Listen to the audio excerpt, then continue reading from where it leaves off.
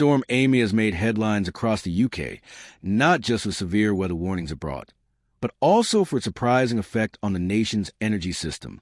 In today's video, we're going to break down how one storm led to negative electricity prices in the UK, why this matters for households and businesses, and what it tells us about the future of renewable energy. When Storm Amy swept across the UK, it brought powerful winds and heavy rain, triggering weather warnings in many parts of the country. For most people, that meant travel disruptions, safety alerts, and concerns about damage from high gusts. But behind the scenes, in the energy market, something unusual was happening. Because Storm Amy produced extremely strong winds, the UK's wind farms were generating huge amounts of electricity. At the same time, demand for power was relatively low. When supply outstrips demand by a wide margin, prices in the electricity market can actually turn negative. So what does negative electricity pricing mean? Essentially, it means that electricity producers are paying buyers to take their power. It sounds strange at first, but it reflects how energy markets are designed. The grid must stay balanced at all times, with supply matching demand. If there's far more supply than demand, the system operators have to find ways to encourage consumption, or else ask generators to shut down. Paying customers to use power through negative prices is one way the market achieves this balance. Storm Amy created the perfect conditions for this unusual scenario. The weather warnings were severe enough to keep people indoors, reducing electricity demand in shops, offices, and transport hubs. Meanwhile, the winds were strong and consistent, driving renewable generation to record highs. It's a reminder that the UK's transition to clean energy brings both benefits and challenges. On one hand, it shows how renewable energy can supply a huge portion of the country's needs during extreme weather.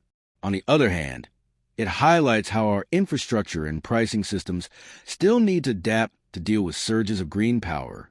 For consumers, negative electricity prices don't usually show up directly on household bills. Most people are on fixed tariffs, so they don't get paid to use electricity when prices dip below zero. However, businesses and large-scale consumers that trade directly on the wholesale market can sometimes benefit from these situations. In the long run, the more often these price swings happen, the more pressure there will be to rethink how we manage energy costs and pass savings on to ordinary households. For the energy industry, Storm Amy is a case study in the growing importance of flexible storage and demand-side management. If the UK had more large-scale battery storage, it could soak up the excess electricity generated during storms and release it later when demand rises.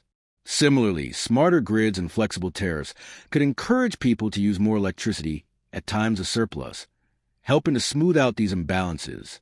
The bigger picture here is that extreme weather events are becoming more common. Storm Amy is just the latest in a series of powerful weather systems that have hit the UK in recent years. With climate change expected to increase the frequency of such storms, we can expect to see more episodes where weather warnings go hand in hand with unusual energy market outcomes. It's both a challenge and an opportunity. If we can harness these surges of renewable energy more effectively, they can help power the country at lower costs while cutting emissions. In the end, Storm Amy's legacy may be remembered not only for the damage and disruption it caused, but also as a signal that the UK energy system is entering a new phase. Negative electricity prices during storms are no longer rare events, and they point to a future where adapting our grids, pricing systems, and storage capacity will be essential. The weather warnings around Storm Amy may have been about safety and travel, but for the energy market, they were also warnings about the work still to be done. So next time you hear about weather warnings linked to storms like Amy, remember that they affect more than just daily life. They're reshaping how electricity is generated, traded, and consumed in the UK. And as we push further into a renewable-powered future, these storm-driven lessons will become more and more important.